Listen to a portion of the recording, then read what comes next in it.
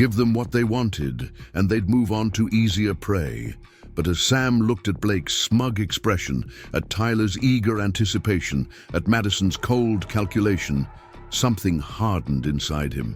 He thought about all the lunch periods he'd spent eating alone, all the times he'd taken the long way to class to avoid confrontations, all the energy he'd wasted trying to be invisible. He thought about his little sister back at his old school, probably facing her own bullies, and the promise he'd made to himself after the last incident that had forced his family to move.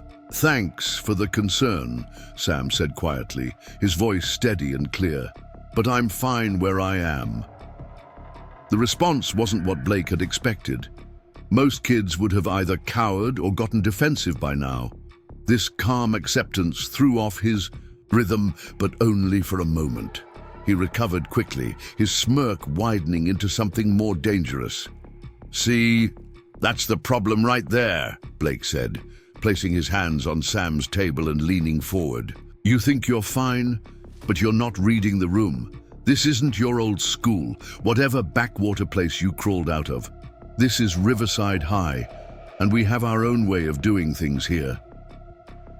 The cafeteria had gone almost completely silent now. Even the lunch staff had stopped their cleaning to watch the drama unfold. Madison stepped to Sam's left side, creating a triangle of intimidation around his chair. What Blake is trying to say is that there's a social structure here. Everyone has their place, and right now, you're sitting in the wrong place. Connor moved to block Sam's most obvious exit route, his bulk making it clear that leaving wouldn't be as simple as standing up and walking away.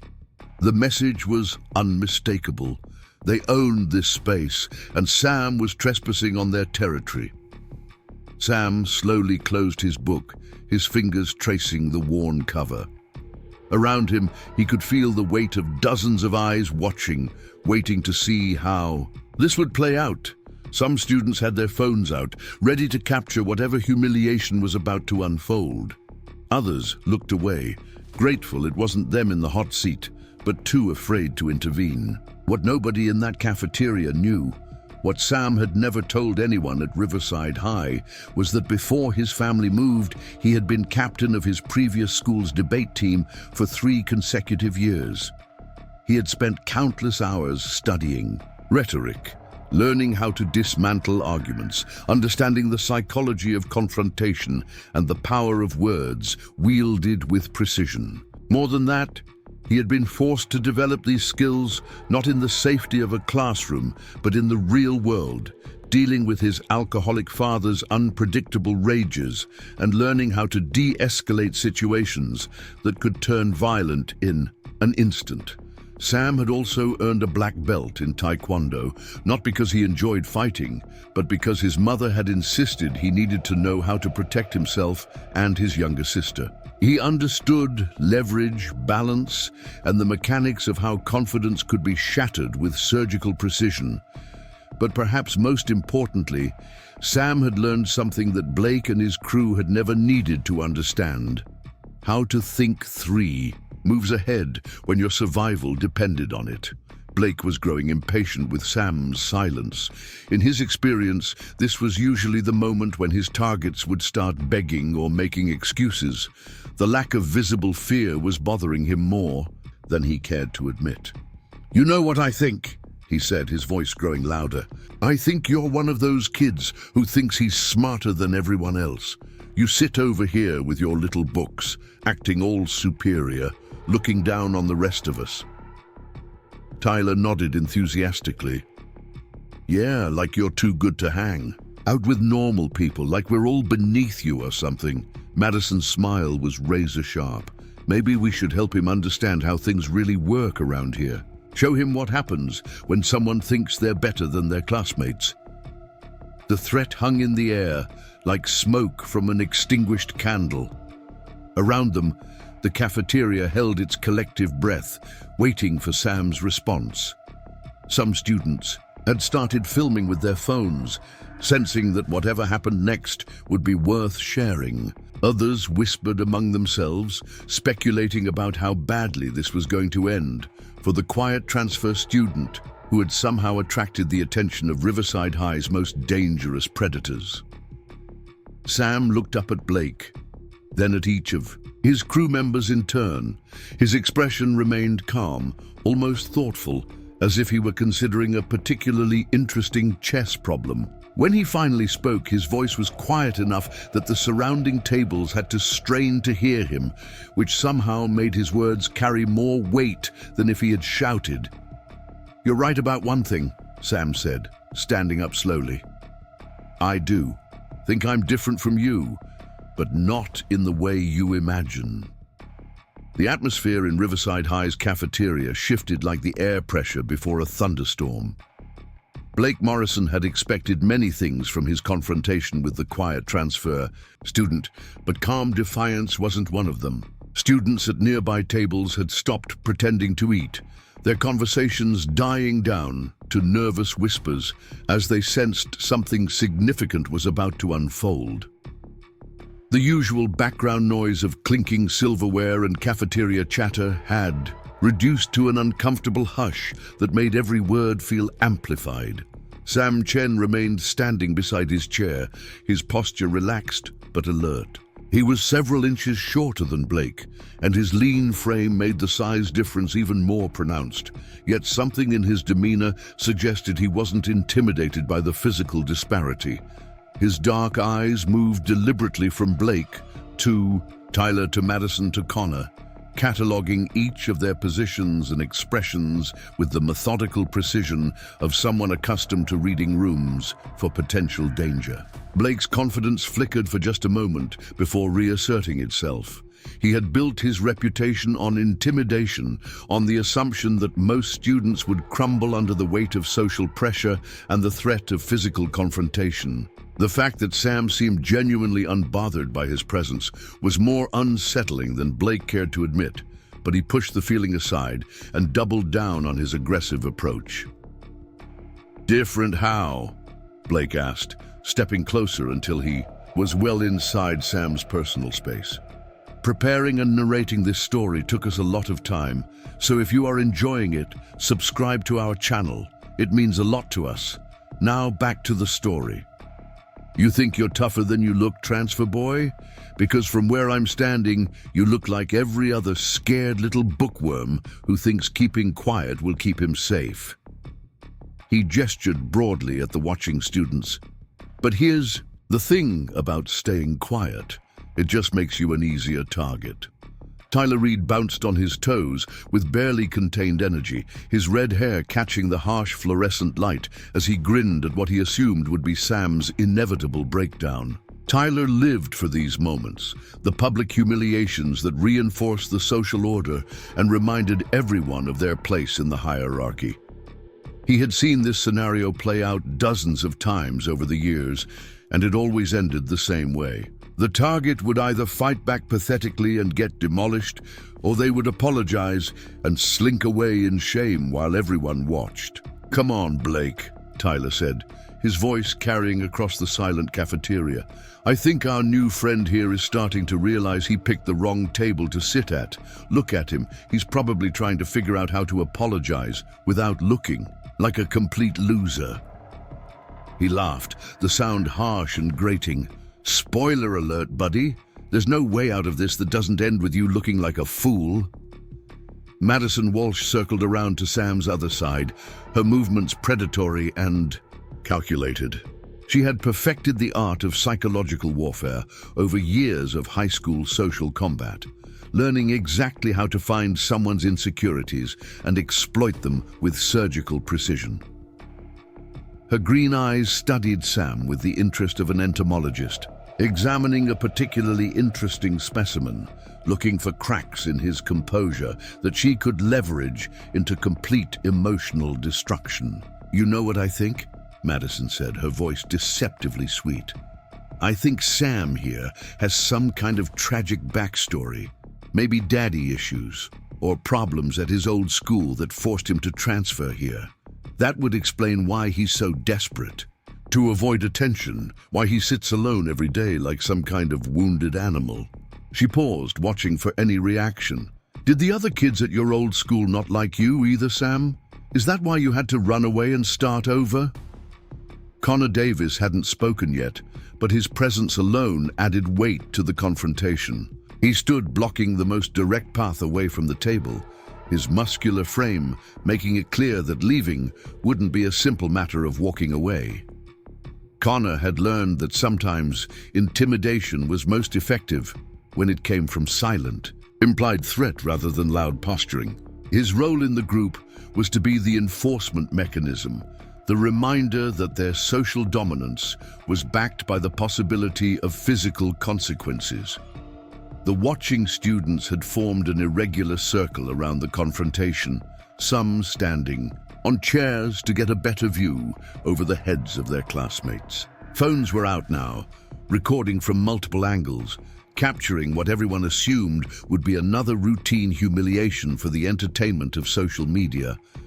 The lunch staff had noticed the disturbance but seemed reluctant to intervene, perhaps recognizing that Blake Morrison's family donated significantly to the school's athletic programs and generally received special treatment from the administration. Sam noticed all of this, his awareness extending beyond the immediate threats to encompass the entire social dynamic playing out around him. He understood that this wasn't just about four bullies picking on a quiet kid. It was about maintaining a power structure that benefited those at the top by keeping everyone else afraid and compliant. He had seen the same pattern at his previous school, had watched countless students suffer in silence rather than risk becoming targets themselves. What Blake and his crew didn't know was that Sam had spent the last 2 months carefully observing the social ecosystem at Riverside High.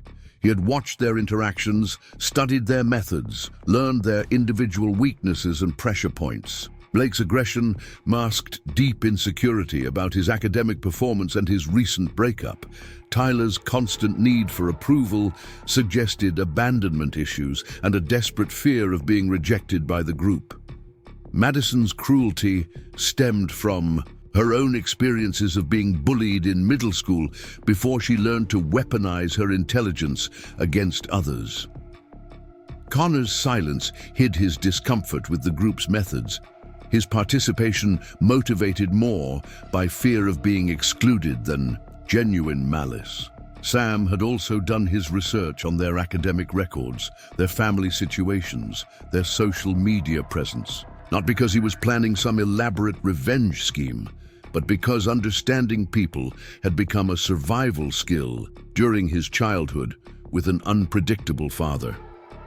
Knowledge was power, and Sam had learned to gather information the way other people collected insurance policies, storing it away in case he ever needed protection.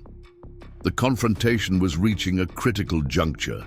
Blake was growing frustrated with Sam's lack of visible fear or submission, and his crew was beginning to sense that something wasn't going according to their usual script. The watching students were growing restless, some beginning to whisper among themselves about the unexpected turn of events. The tension in the air was thick enough to cut with a knife, and everyone present could feel that they were witnessing something that would be talked about for weeks to come. Blake decided to escalate the situation, reaching out to knock Sam's book off the table. It was a classic dominance move designed to demonstrate his power to destroy something the target valued while forcing a reaction that would justify further aggression. The book hit the floor with a sharp crack that echoed through the silent cafeteria, its pages splaying open as it skidded across the linoleum. "Oops," Blake said with mock innocence. "Looks like your little storybook had an accident. Maybe you should pick it up on your hands and knees where you belong." Tyler cackled with delight.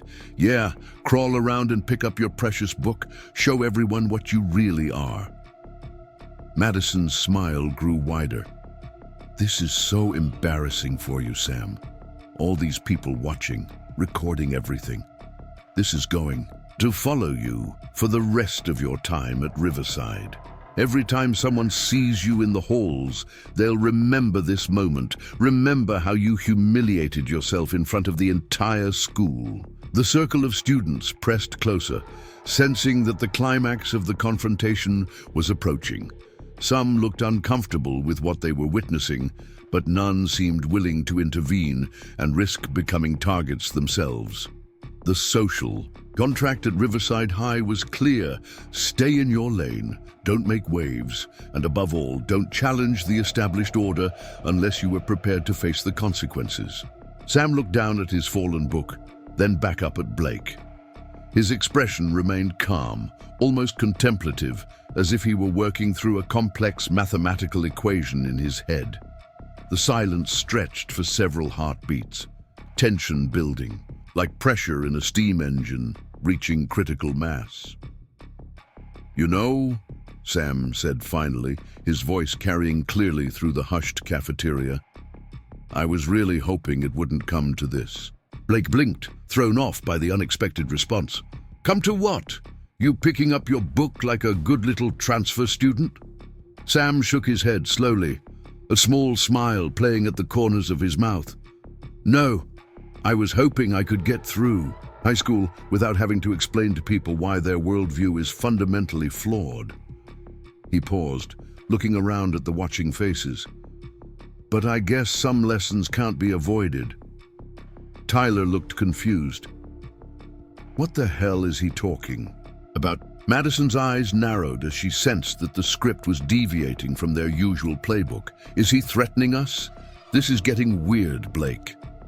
Connor shifted uncomfortably, his instincts telling him that something had changed in the dynamic, though he couldn't quite identify what. The confident energy that had driven their approach was beginning to feel less certain, replaced by a vague sense that they might have misjudged their target. Blake tried to reassert control over the situation. "Listen, you little freak, I don't know what kind of game you think you're playing, but this ends one of two ways. Either you crawl around and pick up your book while apologizing for wasting our time, or we make this a lot more unpleasant for you. Your choice." Sam nodded thoughtfully, as if Blake had just made a reasonable suggestion that deserved serious consideration. "Those are interesting options," he said, "but I think there might be a third possibility you haven't considered." He took a step closer to Blake, closing the distance between them until they were almost nose to nose. Despite the height difference, something in Sam's posture made it seem like he was looking down at Blake rather than up. "And what's that?" Blake asked, though his voice had lost some of its earlier confidence. There was something unsettling about the way Sam was looking at him, a kind of quiet intensity that suggested hidden depths beneath the surface calm. Sam's smile widened slightly. "The possibility that you've been operating under some incorrect assumptions about who I am and what I'm capable of." His voice remained quiet, conversational, but it carried an undertone that made several nearby students take involuntary steps backward. The cafeteria had gone completely silent now, hundreds of students straining to hear every word of an exchange that had somehow shifted from a routine bullying incident into something far more complex and unpredictable. Teachers at the far end of the room had noticed the disturbance and were beginning to move in their direction, but they were still too far away to intervene in whatever was about to happen. Blake felt a chill run down his spine, though he couldn't quite identify why. Everything about the situation should have been under his control. He had the size advantage, the numerical superiority, the home field advantage of social status. Yet somehow he felt like prey rather than predator, like he had wandered into a trap he didn't even know existed. "You're insane," Blake said, but his voice lacked conviction. "You're one skinny transfer kid against four of us. Do the math." Sam tilted his head slightly, considering this. "Math," he repeated. "That's actually a really good point, Blake. Let's talk about math for a second." He gestured to the watching crowd. "How many people do you think are recording this right now? How many of them do you think posted your name in their social media stories before they even started filming?" Bish! Tyler looked around nervously, suddenly aware of the dozens of phones pointed in their direction. So what? Everyone already knows who we are. Exactly, Sam said. Everyone knows who you are. Your full names, your social media accounts, your class schedules, your family information. When this goes viral, and trust me, it will, every single detail of your lives will be public knowledge. He paused, letting this sink in. Now the question becomes, what exactly are people going to be watching? Madison's confident expression was beginning to crack. What are you talking about? Sam's eyes moved from one face to another, cataloging their growing uncertainty. I'm talking about the fact that in about 30 seconds, this entire situation is going to resolve itself in a way that none of you saw coming. And unlike every other time you've done this, you're not going to be the ones walking away with your dignity intact.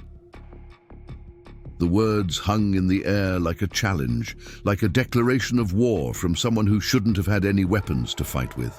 Around them, the crowd sensed that they were about to witness something extraordinary, something that would fundamentally alter the social dynamics they had all accepted as immutable. Blake felt his heart rate increasing, adrenaline flooding, his system in response to a threat he couldn't quite identify or understand. Everything logical told him he was still in control, still held all the advantages. But something primal and instinctive was screaming warnings he couldn't ignore. "You're bluffing," he said, but even he could hear the uncertainty in his own voice. Sam's smile became genuinely warm, almost friendly. "Blake," he said gently, "I never bluff. That's something you're about to learn about me." The tension in Riverside High's cafeteria had reached a breaking point, like a guitar string wound too tight and ready to snap. Sam Chen stood facing Blake Morrison and his crew, surrounded by a sea of faces that reflected everything from nervous excitement to genuine fear. The fluorescent light seemed harsher now, casting sharp shadows that made the confrontation feel like a scene from a movie rather than real life. Students who had initially gathered for entertainment were beginning to realize they might be witnessing something far more significant than a typical lunch period humiliation. Sam's promise that everything would resolve in 30 seconds had created an almost unbearable anticipation.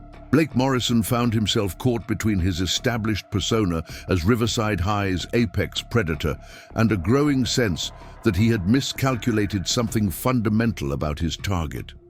His hands had unconsciously clenched into fists, a defensive posture that belied his outward confidence. Tyler Reed was bouncing more frantically now, his nervous energy betraying his discomfort with the way the situation was developing. Madison Walsh had stopped smiling entirely, her sharp intelligence finally recognizing that they were no longer operating within familiar parameters. Connor Davis remained silent, but his eyes had begun darting between Sam and the exits, his body language suggesting someone preparing for either flight or fight. The big student had always relied on his physical presence to intimidate, but something about Sam's calm certainty was making him question whether size would matter in whatever was about to unfold. His loyalty to Blake was strong, but it was being tested by instincts that told him they were walking into something dangerous. The crowd had grown larger as word spread through the cafeteria that something significant was happening. Students from other grades had abandoned their lunch tables to get closer to the action, creating a dense circle of observers that stretched back toward the food service area.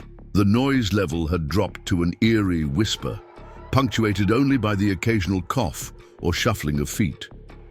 Even the cafeteria staff had stopped their work to watch, sensing that this moment would become part of Riverside High legend. Jamie Park, a quiet junior who usually sat alone at a table near Sam's usual spot, had moved closer to get a better view. Unlike most of the other observers, Jamie's expression showed genuine concern rather than voyeuristic excitement. There was something about Sam that had always intrigued Jamie, a sense that there was more beneath the surface than the quiet transfer student persona suggested. Now, watching Sam face down 4 opponents with supernatural calm, Jamie was beginning to understand that those instincts had been correct. Blake decided he had waited long enough for Sam's mysterious 30-second resolution. His reputation was built on decisive action, on never backing down from a confrontation once it had begun. The watching crowd expected him to maintain his dominance, and every second he spent standing there listening to cryptic threats was undermining his carefully constructed image. He needed to reassert control, to remind everyone present why he was the undisputed king of Riverside High's social hierarchy. "Enough of this weird psychological garbage," Blake announced, his voice loud enough to carry to the back of the gathered crowd. "You want to play mind games? Let's see how your big brain handles this." He reached out to grab Sam's shoulder, intending to shove him backward and demonstrate his physical superiority. It was a move he had made hundreds of times before. The opening gambit that usually ended with his target on the ground, and his dominance firmly established. What happened next unfolded so quickly that many witnesses would later disagree about the exact sequence of events. Sam moved with fluid precision, his body shifting in a way that seemed effortless, but sent Blake stumbling past him and into an empty chair. It wasn't a dramatic martial arts display or an obviously aggressive counterattack. To most observers, it looked like Blake had simply lost his balance and fallen, while Sam had somehow managed to avoid contact entirely. Tyler Reed rushed forward to help his leader, but found himself experiencing a similar moment of confusion as his momentum carried him in a direction he hadn't intended. Sam had barely seemed to move, yet Tyler ended up tangled with Connor Davis, both of them struggling to maintain their footing, while Sam remained standing exactly where he had been, looking completely relaxed and unruffled by the chaos around him. Madison Walsh, who prided herself on her ability to read situations and people, found herself staring at Sam with a mixture of confusion and dawning respect. Whatever had just happened, it hadn't been luck or accident. Sam had somehow manipulated the entire confrontation without appearing to do anything at all. Her sharp mind began working through the implications, recognizing that they had severely underestimated their target and were now in potentially serious trouble. The crowd erupted in surprised murmurs and nervous laughter. Phones captured every moment from multiple angles, but the recordings would later prove frustratingly inconclusive about exactly what Sam had done. Some students swore they had seen sophisticated martial arts techniques, while others insisted that Blake and his crew had simply been clumsy.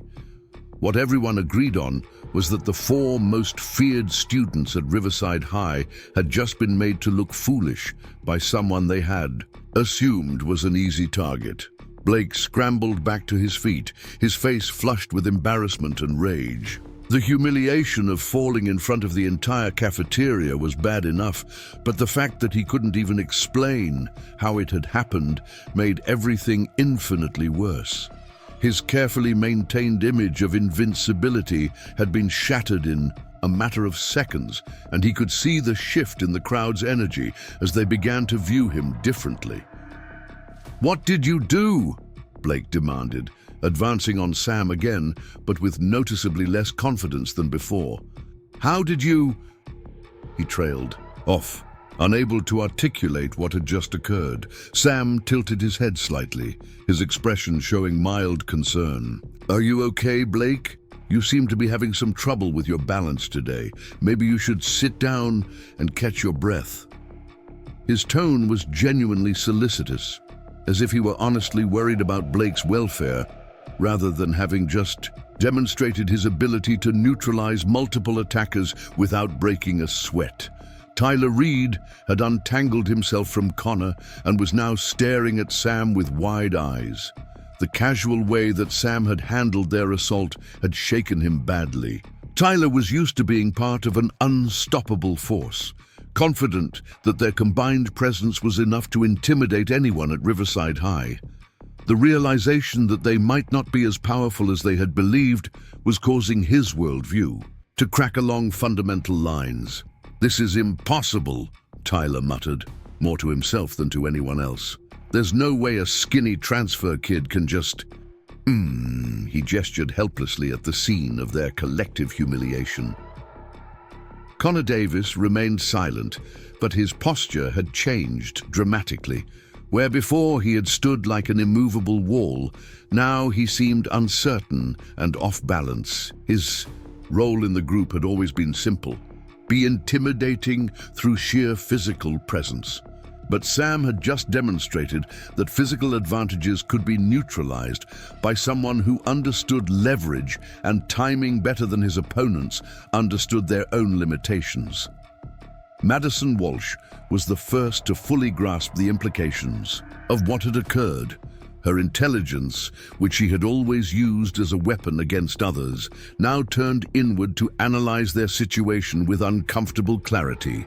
They had walked into this confrontation assuming they held all the advantages, but Sam had just revealed that they had been operating with incomplete information about their target's capabilities. "Who are you?" Madison asked, her voice lacking its earlier cruelty and carrying a note of genuine curiosity mixed with respect. "Because you're definitely not just some random transfer student who likes to read books during lunch." Sam's smile widened slightly, the expression warm but somehow predatory. "That's a really good question, Madison, and I appreciate you asking it directly instead of trying to guess based on assumptions." He looked around at the watching crowd, making eye contact with several students who had been filming the encounter. "The honest answer is that I'm exactly what I appear to be, a transfer student who prefers books to social drama. But what you and your friends failed to consider is that some people develop skills out of necessity rather than choice." Blake was still struggling to process what had happened, his mind refusing to accept that his carefully constructed dominance had been dismantled so easily. "This isn't over," he said, but the words lacked conviction. The crowd around them had shifted, and he could feel their perception of him changing in real time. Students who had always shown him automatic deference were now looking at him with something approaching pity. "Actually, Blake, it is over," Sam replied calmly, "and that's the part you haven't figured out yet." He gestured to the dozens of phones that were still recording. "In about 5 minutes, videos of this encounter are going to be all over social media. By tomorrow morning, everyone at Riverside High will have seen what just happened here. The question you need to ask yourself is, what story do you want those videos to tell?" Tyler looked around nervously at the recording devices pointed in their direction. "What do you mean, what story?" Sam's expression became almost professorial, as if he were explaining a complex concept to students who were struggling to understand. "Right now, those videos show 4 upperclassmen confronting 1 transfer student. They show you threatening me, knocking my book to the floor, demanding that I crawl around and pick it up. Then they show all of you ending up on the ground while I remained standing and unharmed." He paused, letting this sink in. "How do you think that's going to play when it goes viral?" Madison's face had gone pale as she worked through the social media implications. In the age of instant communication and viral content, reputation could be destroyed faster than it could be built. Videos of Blake Morrison and his crew being humiliated by a quiet transfer student would spread beyond Riverside. To other schools, to parents, to college admissions officers. The narrative would write itself. Bullies get what they deserve. "But we didn't actually do anything," Connor said desperately. "We were just talking to you." Sam nodded thoughtfully. "That's true, Connor. You didn't actually hit me or physically assault me, but you did threaten me, you did intimidate me, and you did try to force me to debase myself in front of an audience for your entertainment." His voice remained gentle, but there was steel underneath. "The videos will show exactly what happened. A group of students using their size and numbers to terrorize someone they assumed couldn't fight back. The crowd around them had grown even larger, with students from the far corners of the cafeteria abandoning their lunches to witness the confrontation. Word was spreading through text messages and social media posts, drawing attention from students in other parts of the school. Teachers were finally beginning to make their way through the crowd, but they were still several minutes away from reaching the center of the disturbance. Blake felt the weight of hundreds of eyes upon him, all of them documenting his humiliation. For posterity, the social media posts were probably already going live, carrying news of his downfall to every corner of his digital world. His Instagram followers, his TikTok audience, his Snapchat friends, they would all see evidence of his failure to maintain the dominance that had defined his identity. "What do you want?" Blake asked, and the defeat in his voice was audible. To everyone present, the question marked a fundamental shift in the power dynamic, an acknowledgement that Sam now held the superior position in their confrontation. Sam considered the question seriously, as if Blake had asked him something genuinely important rather than trying to negotiate his way out of complete social destruction. "What I want, Blake, is for you and your friends to understand something important about power and how it actually works." He looked at each of them in turn. "You've been operating under the assumption that strength comes from the ability to intimidate others, but real strength comes from understanding yourself and your environment well enough that intimidation becomes unnecessary." Tyler was fidgeting nervously, his earlier bravado completely evaporated. "We get it, okay? You're smart and we underestimated you. Can we just call this even and move on?" "I don't think you do get it," Sam replied gently. "This isn't about being smart or being underestimated." In the crowded chaos of Riverside High's cafeteria, a transfer student who kept to himself became the target of the school's most ruthless crew. But when they pushed him too far in front of everyone, his lightning-fast comeback didn't just silence them, it rewrote the entire social order in 30 unforgettable seconds. You won't believe how one quiet moment changed everything. Before we jump back in, tell us where you're tuning in from. And if this story touches you, make sure you're subscribed, because tomorrow I've saved something extra special for you. The fluorescent lights of Riverside High's cafeteria buzzed overhead like angry wasps, casting their harsh glow across hundreds of students crammed into the massive space. It was the kind of institutional dining hall that smelled permanently of French fries and disinfectant, where social hierarchies played out as predictably as a scripted drama. Round tables clustered throughout the room, each one claiming its own invisible territory in the complex ecosystem of teenage politics. Chen had learned to navigate this social minefield carefully during his 2 months at Riverside. He was 17, with jet black hair that fell across his forehead and dark eyes that seemed to absorb everything while revealing nothing. His slight frame and preference for oversized hoodies made him practically invisible as he moved through the halls, which was exactly how he preferred it. Transfer students, he'd discovered, had 2 choices: fight for a place in the hierarchy or learn to exist in its shadows. Sam had chosen the shadows. Every day at exactly 12:15, he would grab his lunch and make his way to a corner table near the windows, far from the central cluster where the popular kids held court. He would eat quickly, usually while reading a paperback novel or working on homework, his earbuds creating a barrier between himself and the chaos around him. It was a system that had worked perfectly until today. The trouble started brewing. At the heart of the cafeteria, where Blake Morrison ruled from his throne-like position at the largest circular table, Blake was everything a high school antagonist was supposed to be: tall, broad-shouldered, with perfectly tousled blonde hair, and the kind of confident smirk that suggested the world owed him something. He wore his Letterman jacket like armor, the red and gold colors of Riverside's football team, marking him as untouchable royalty in this teenage kingdom. Blake's inner circle formed a tight constellation around him. Tyler Reed sat to his right, a gangly redhead with a voice that could carry across 3 lunch tables and a laugh that sounded like a hyena's cackle. He was Blake's hype man, always, ready with encouragement for whatever chaos his leader had planned.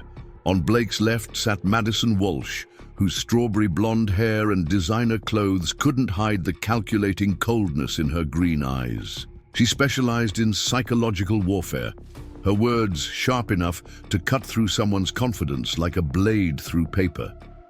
Completing the crew was Connor Davis, quiet but loyal, with dark hair and the build of someone who spent serious time in the gym. He rarely spoke, but his presence alone was usually enough to make Blake's threats feel very real. This particular Tuesday, Blake was restless. The football season was over, his grades were slipping, and his girlfriend had broken up with him the week before.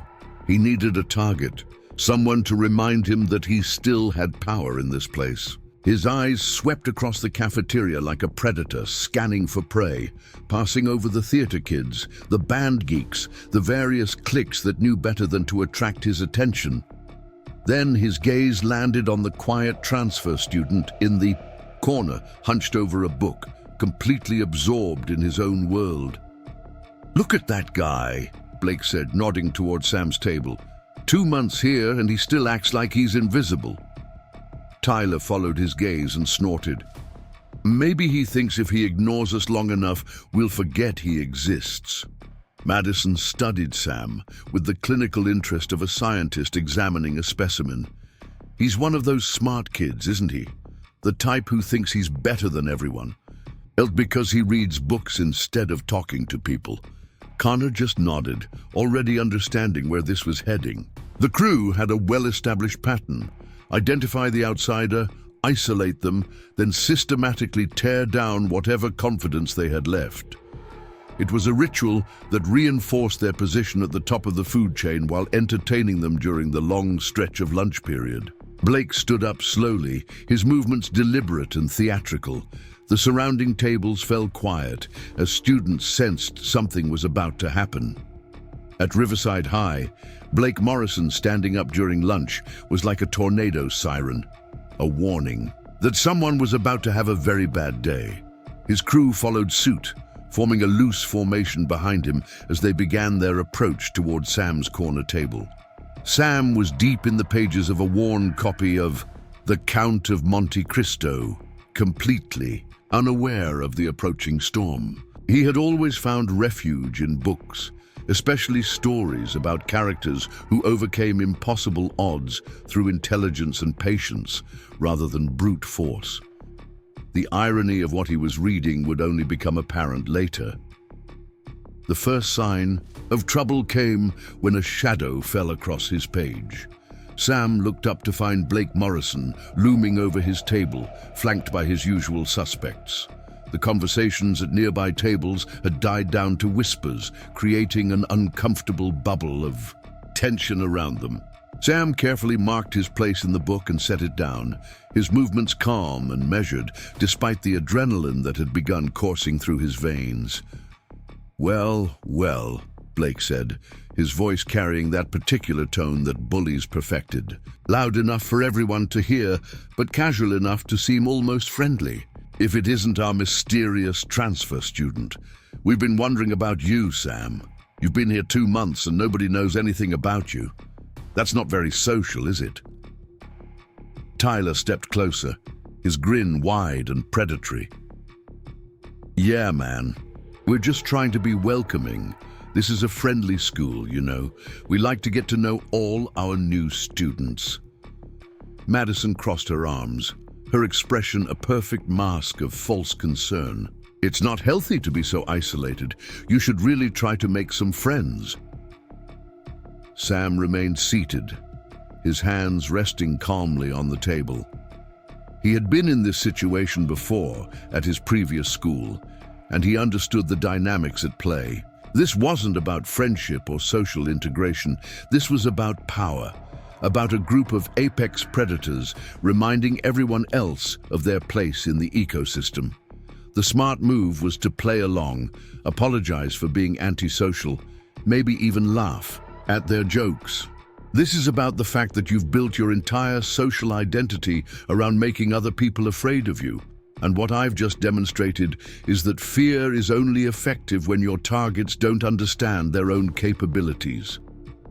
Madison had been working through the strategic implications of their situation, and she was beginning to see potential paths forward. So, what happens now? You've made your point. You've shown everyone that we're not as untouchable as we thought. What comes next? Sam's smile became genuinely warm, almost appreciative.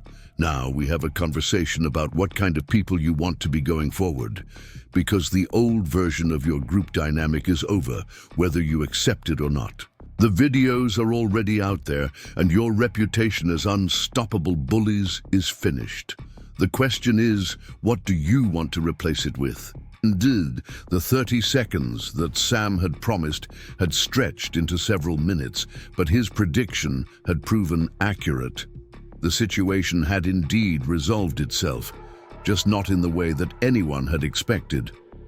Blake Morrison and his crew found themselves in the unprecedented position of having to negotiate with someone they had intended to humiliate, while hundreds of their classmates documented their downfall for digital posterity. Around them, the crowd was beginning to process what they had witnessed. The social hierarchy that had seemed immutable was suddenly fluid, and students who had accepted their place at the bottom were beginning to wonder if change might be possible after all. The aftermath of Sam's demonstration rippled through the cafeteria like stones thrown into still water. Students who had been content to watch from the periphery now pressed closer, their phones capturing every moment of what was rapidly becoming the most talked about incident in Riverside High's recent history. The usual lunch period hierarchy had been turned completely upside down, with the quiet transfer student now occupying the center of attention, while Blake Morrison and his crew struggled to comprehend their sudden fall from grace. Blake's face cycled through expressions of confusion, anger, and something approaching panic as he processed the magnitude of his situation. His entire identity at Riverside High had been built on the foundation of physical intimidation and social dominance. Students moved out of his way in the hallways, not out of respect but out of fear, and that fear had translated into a kind of power that he had never questioned until this moment. Now, surrounded by hundreds of witnesses who had just watched him be effortlessly neutralized by someone he had assumed was defenseless, he felt that foundation cracking beneath his feet. Tyler Reed was experiencing his own crisis of identity. As Blake's lieutenant, his role had always been to amplify his leader's aggression and provide backup during confrontations. He had never needed to think independently or develop his own strategies because Blake's methods had always worked. The sudden realization that their approach might be fundamentally flawed left him feeling adrift, uncertain about his place in a world where their established tactics no longer guaranteed success. Madison Walsh, despite her shock, was already beginning to analyze the new dynamic with the calculating intelligence that had made her such an effective psychological manipulator. She recognized that Sam had not simply outmaneuvered them physically. He had demonstrated an understanding of social dynamics that surpassed her own. The way he had turned their aggression against them while maintaining the moral high ground showed a sophistication that demanded serious reconsideration of her assumptions about power and influence. Connor Davis remained largely silent, but his body language spoke volumes about his internal state. The big student had always been most comfortable in situations where his physical presence was sufficient to resolve conflicts. Complex psychological maneuvering made him uncomfortable, and watching Sam dismantle their group's effectiveness without resorting to obvious violence had left him questioning everything he thought he understood about strength and dominance. The crowd around them continued to grow as students abandoned their lunch tables to witness what many were already calling the most dramatic reversal in Riverside High's social order. Conversations buzzed with excitement and disbelief as classmates tried to process what they had just seen. The quiet kid who sat alone every day reading books had somehow managed to make the school's most feared bullies look like amateurs, and the implications were staggering for everyone who had accepted the existing hierarchy as immutable. Jamie Park had moved even closer to the action, fascinated by the way Sam was handling the situation. Unlike most of the other observers, Jamie wasn't interested in the spectacle for its entertainment value. Instead, there was something about Sam's approach that suggested deeper currents of thought and experience than anyone had suspected. A calm way, he had neutralized the physical threat while simultaneously managing the social dynamics of the confrontation, spoke to skills that went far beyond typical teenage capabilities. Sam himself seemed completely at ease with the attention, showing none of the nervousness or excitement that might be expected from someone who had just altered their entire social standing. His posture remained relaxed and open, his expression friendly but alert. When he spoke, his voice carried clearly through the hushed cafeteria without any trace of the triumph or vindictiveness that might have been justified given the circumstances. "The thing about reputation," Sam said, addressing Blake and his crew, but speaking loudly enough for the surrounding crowd to hear, "is that it's built on consistency. People believe certain things about you because your actions have reinforced those beliefs over time. But reputation can also change very quickly when new information becomes available." He gestured subtly toward the dozens of phones that were still recording. "Right now, new information is being created and distributed about all of us." Blake struggled to find his voice, his usual confidence shattered by the rapid reversal of his circumstances. "What are you saying? That you're going to destroy our reputations because we came over here to talk to you?" The desperation in his tone was evident to everyone present, a far cry from the swaggering bully who had approached Sam's table just minutes earlier. "I'm saying that your reputations are already changing, with or without any action on my part," Sam replied calmly. "The videos being recorded right now will tell a story, and that story will shape how people think about you going forward. The question is whether you want to be remembered as bullies who got what they deserved, or as people who learned something important about themselves and chose to grow from the experience." Tyler looked around nervously at the recording devices, pointed in their direction. The social media landscape at Riverside High was brutal and unforgiving, with viral moments capable of defining someone's entire high school experience. He had seen students transfer to other schools, rather than face the ongoing humiliation of being the subject of widely shared, embarrassing content.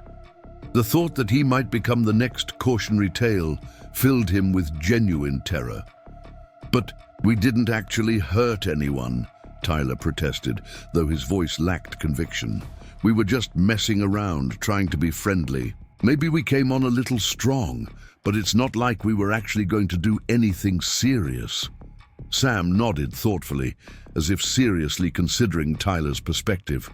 "That's an interesting point, Tyler. You're right that you didn't physically assault me or cause any direct harm. But let me ask you something. How do you think I felt when 4 upperclassmen surrounded my table and started making demands? Do you think I felt like you were just being friendly?" The question hung in the air, forcing Tyler to confront the perspective of their target for perhaps the first time. His usual approach to these situations involved dehumanizing the victim, treating them as an object for entertainment rather than a person with feelings and dignity. Being asked to actually consider Sam's emotional experience was deeply uncomfortable and forced him to acknowledge aspects of their behavior that he had deliberately avoided examining. Madison stepped forward, her sharp mind working to find a way to salvage something from their deteriorating position. Look, maybe we handled this wrong. Maybe we came across as more aggressive than we intended. But you have to understand, this is just how things work at Riverside. There's a social order, and everyone has their place in it. We were just trying to help you understand where you fit in. Help me understand, Sam repeated, his tone suggesting genuine curiosity. That's a fascinating way to describe threatening someone and demanding they humiliate themselves in front of an audience. Tell me, Madison, when someone helped you understand your place in the social order, how did that feel?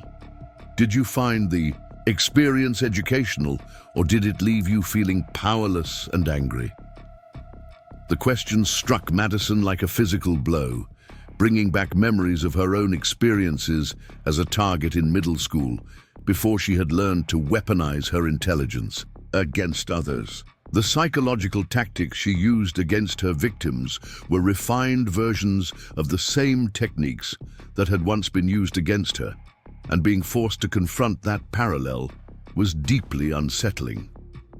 Connor finally spoke, his voice barely above a whisper. We just wanted you to know how things work here. We weren't trying to be cruel or anything.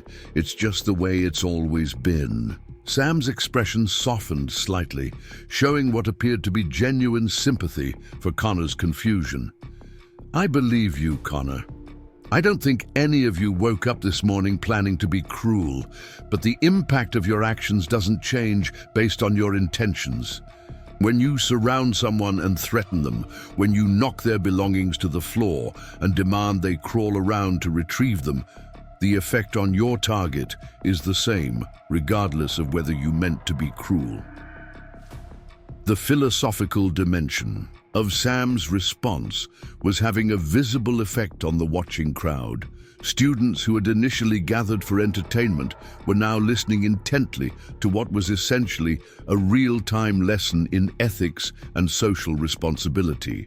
Many of them had been witnesses to similar confrontations in the past, but none had ever seen someone articulate the moral implications so clearly and calmly. Blake was growing increasingly desperate as he watched his social standing crumble in real time. So what do you want from us? You want us to apologize? Fine, we're sorry. Is that enough? Can we just move on from this? His voice carried a pleading quality that would have been unthinkable from him just hours earlier. An apology would be a good start, Sam acknowledged. But I think this situation requires something more comprehensive than just saying you're sorry. You've spent years building a culture of intimidation at this school, and that culture has affected a lot of people. A simple apology doesn't address the systematic nature of the problem. Tyler looked confused. What do you mean, systematic? We're just a group of friends who hang out together. We're not running some kind of operation. Sam's smile was patient but knowing. Tyler, in the past month alone, how many students have you and your friends confronted like this? How many people have changed their behavior, their routes through the school, their lunch plans, their entire daily experience because they were afraid of attracting your attention? The question forced Tyler to confront the broader impact of their actions in a way he had never considered before. What they had always framed as isolated incidents of harmless fun suddenly revealed themselves as part of a larger pattern that had shaped the entire social environment at Riverside High. Students had learned to navigate around Blake's crew like obstacles in a video game, accepting their intimidation as a natural part of the school experience. Madison was beginning to see the full scope of what Sam was suggesting, and the implications were staggering. You're talking about changing the entire social dynamic of the school. That's not something four people can just decide to do during a lunch period conversation. You're absolutely right, Sam agreed. Changing a culture takes time and sustained effort from many people, But culture change often begins with moments like this one, when the underlying assumptions that support the existing system are challenged and found wanting. He gestured toward the crowd of students who were hanging on every word. Right now, hundreds of your classmates are watching and listening. They're seeing that the power structure they thought was permanent can actually be questioned and changed. The conversation was interrupted by the arrival of several teachers who had finally managed to push through the crowd to reach the center of the disturbance. Mrs. Henderson, the cafeteria supervisor, looked around at the gathered students with a mixture of concern and confusion. She had expected to find a fight or some other clear violation of school rules, but instead discovered what appeared to be an intense but peaceful discussion. "What's going on here?" Mrs. Henderson asked, her authority somewhat undermined by her obvious uncertainty about how to handle the situation. "Someone reported a disturbance, but I don't see any fighting or obvious rule violations." Blake looked to Sam with an expression that was part plea and part warning, clearly hoping that the transfer student would not provide a detailed account of what had transpired. The arrival of official authority represented a potential escape route from the social consequences of the encounter, assuming Sam chose not to escalate the situation into formal disciplinary channels. Sam considered the teacher's question for a moment before responding. "We were having a discussion about social dynamics and conflict resolution, Mrs. Henderson. I think it's been educational for everyone involved." His tone was respectful and cooperative, giving no indication of the dramatic confrontation that had just unfolded. Mrs. Henderson looked around at the crowd of students, noting their unusual level of attention and the numerous phones that were still recording. "This is an awfully large crowd for a discussion. Perhaps you could continue your conversation somewhere less disruptive to other students' lunch periods." "That's a fair point," Sam acknowledged. "I think we've covered the main points anyway." He looked at Blake and his crew with an expression that suggested their conversation was indeed concluded, but that the larger implications of what had occurred were just beginning to unfold. The crowd began to disperse slowly, with students reluctantly returning to their lunch tables while continuing to discuss what they had witnessed. The videos were already being uploaded to social media platforms, carrying news of the confrontation, far beyond the confines of Riverside High's cafeteria. Within hours, the incident would be discussed in homes throughout the district as students shared the story with parents and siblings. Blake Morrison found himself in the unprecedented position of having lost a confrontation without understanding exactly how it had happened. His crew gathered around him uncertainly, looking for guidance that he was no longer confident he could provide. The social order that had defined their high school experience had been fundamentally altered, and none of them were sure what came next. Sam collected his book from the floor where Blake had knocked it, carefully smoothing the pages before returning to his table. His movements were calm and deliberate, showing no trace of the adrenaline or excitement that might be expected after such a dramatic encounter. As he sat down and reopened his novel, it seemed almost as if nothing unusual had occurred, except for the fact that the entire social landscape of Riverside High had been irrevocably changed. The weeks following the cafeteria incident transformed Riverside High in ways that no one could have anticipated.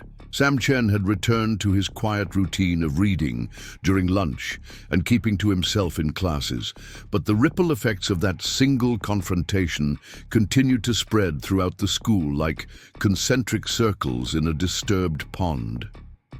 Students, who had never questioned the established social order, began to see possibilities they had never imagined, while those who had benefited from the old system struggled to adapt to a rapidly changing environment. Blake Morrison's fall from grace was swift and comprehensive. The videos of his humiliation had indeed gone viral, spreading not only throughout Riverside High, but to neighboring schools and across social media platforms where they were viewed millions of times. The comment sections were brutal, filled with viewers celebrating the downfall of what they perceived as a typical high school bully. Blake found himself the subject of memes and reaction videos, his shocked expression after being effortlessly neutralized by Sam becoming a symbol of overconfident bullies getting their comeuppance. The psychological impact on Blake was devastating. He had built his entire identity around being feared and respected, but now students looked at him with everything from pity to outright mockery. Underclassmen who had once scrambled to get out of his way now barely acknowledged his presence.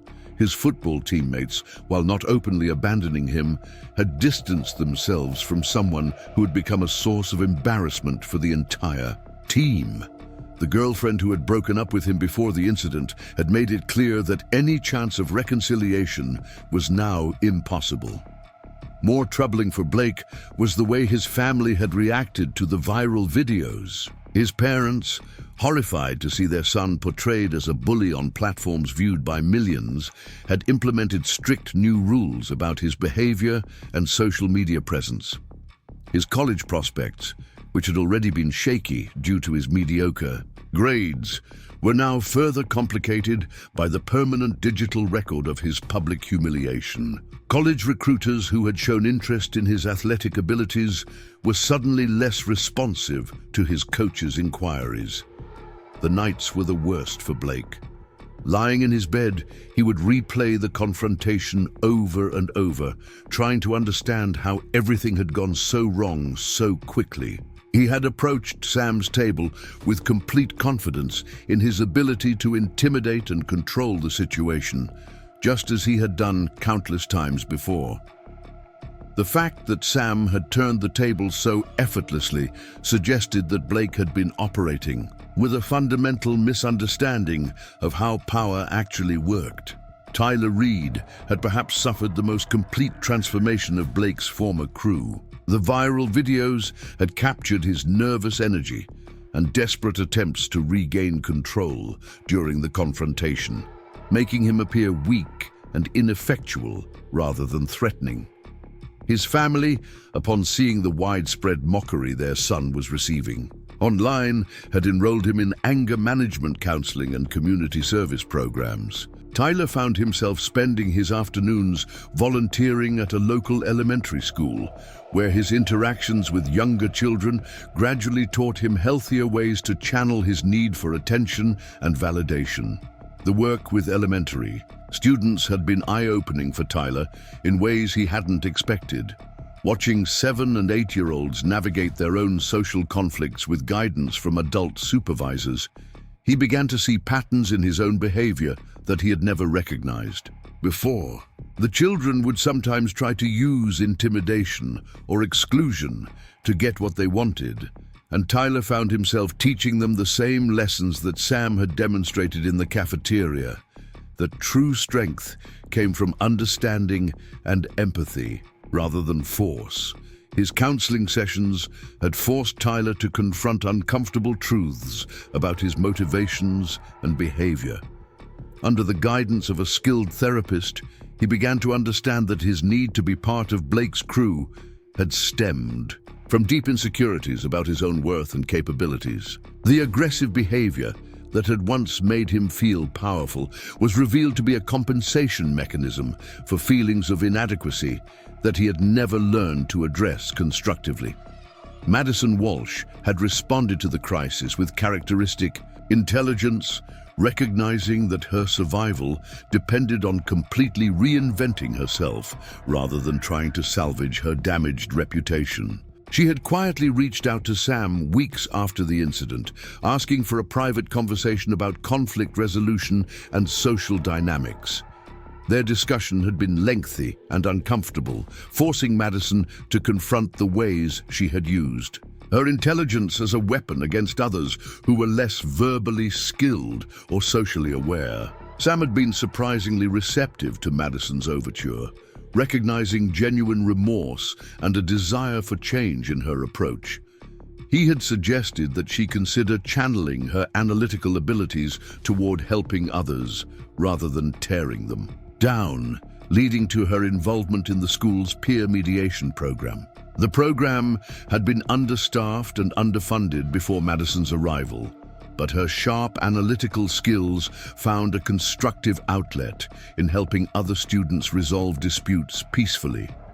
Her transformation was perhaps the most complete, as she learned to use her intelligence to build others up rather than tear them down. Madison discovered that helping students work through conflicts and find mutually acceptable solutions was far more satisfying than the temporary rush she had once gotten from delivering cutting remarks that left others feeling diminished.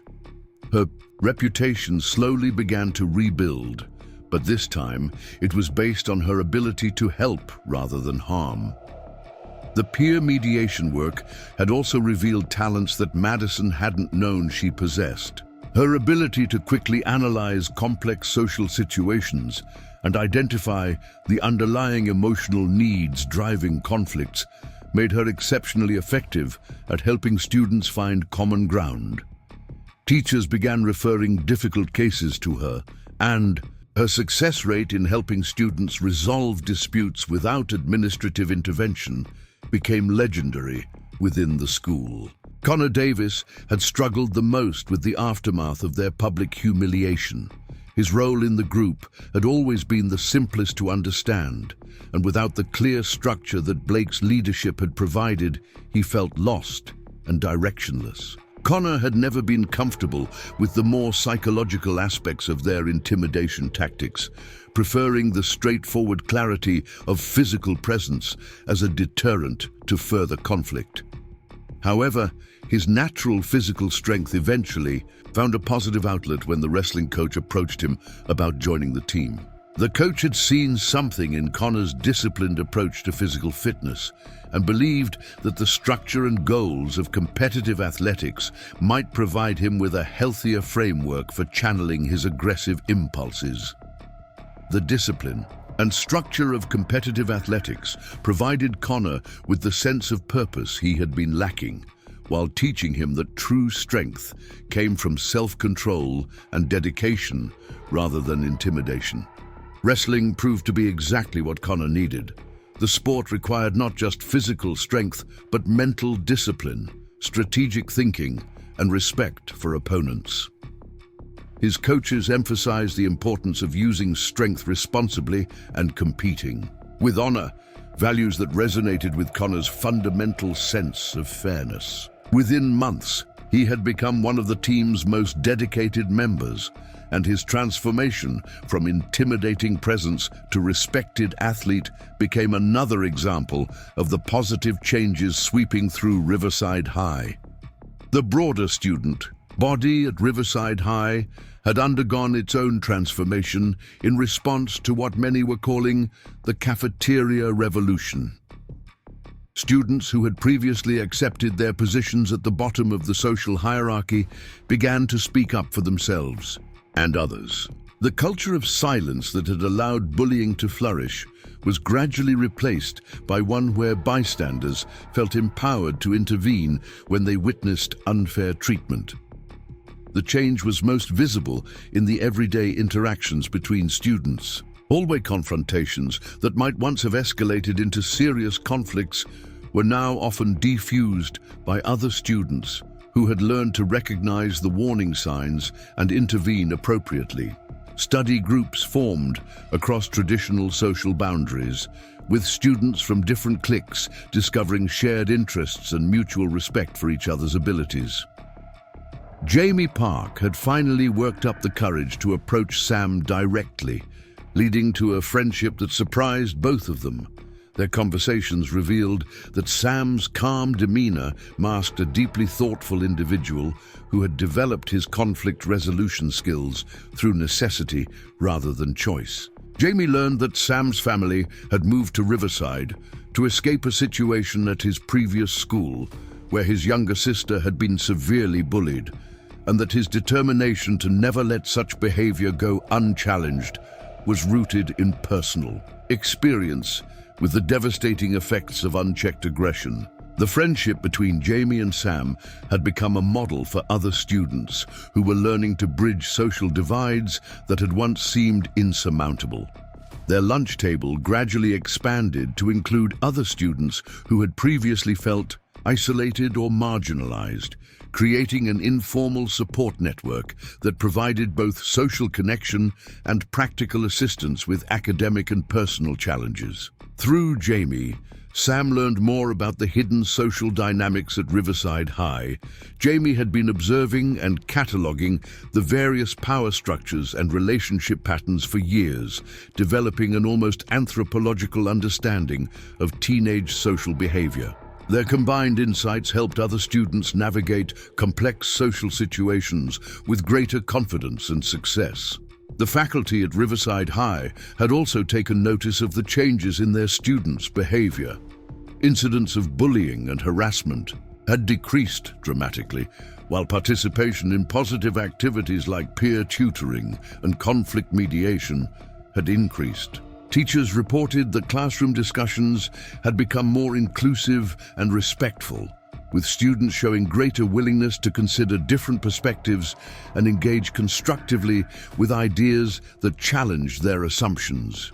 Principal Martinez had initially been concerned about the viral videos and their potential impact on the school's reputation, but she had come to realize that the incident had actually showcased their students' capacity for growth and positive change. The national attention that Riverside High received was largely positive, with education experts praising the way the school community had transformed a potentially negative situation into an opportunity for meaningful dialogue about bullying, prevention, and conflict resolution.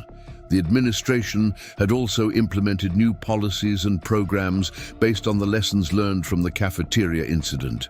Anti-bullying training became mandatory for all students, but it focused on empowerment and bystander intervention rather than simply listing prohibited behaviors. The peer mediation program was expanded and given additional resources, and teachers received professional development in recognizing and addressing the subtle forms of social aggression that could escalate into more serious problems.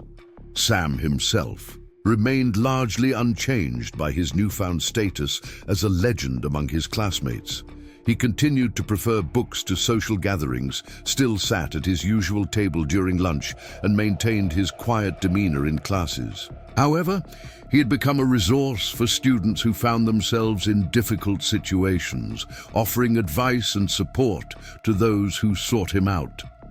His approach was always the same: listen carefully, understand the underlying dynamics, and help people find solutions that preserved everyone's dignity while addressing the core issues. The stream of students seeking Sam's guidance had become so consistent that he had established informal office hours during lunch periods when he would be available for consultations.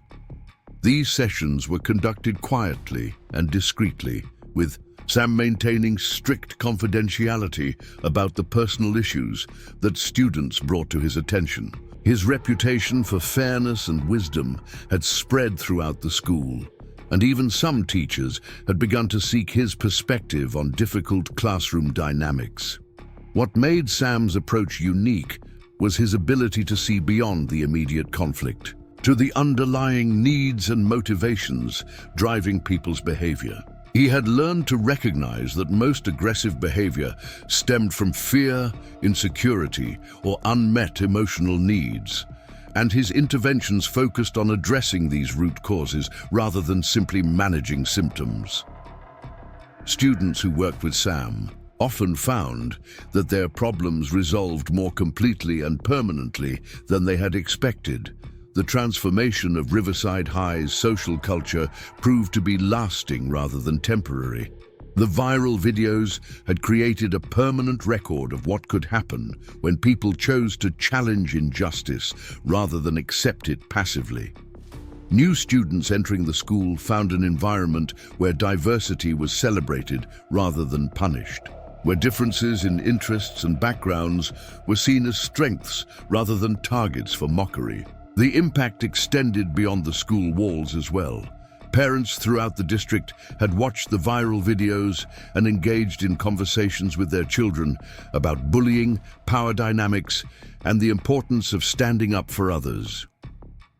Community organizations had reached out to Riverside High to learn about their approach to conflict resolution, leading to the development of programs that could be implemented in other schools and youth organizations. Local news outlets had covered the story extensively, but their focus had shifted from the dramatic confrontation itself to the positive changes that had resulted from it.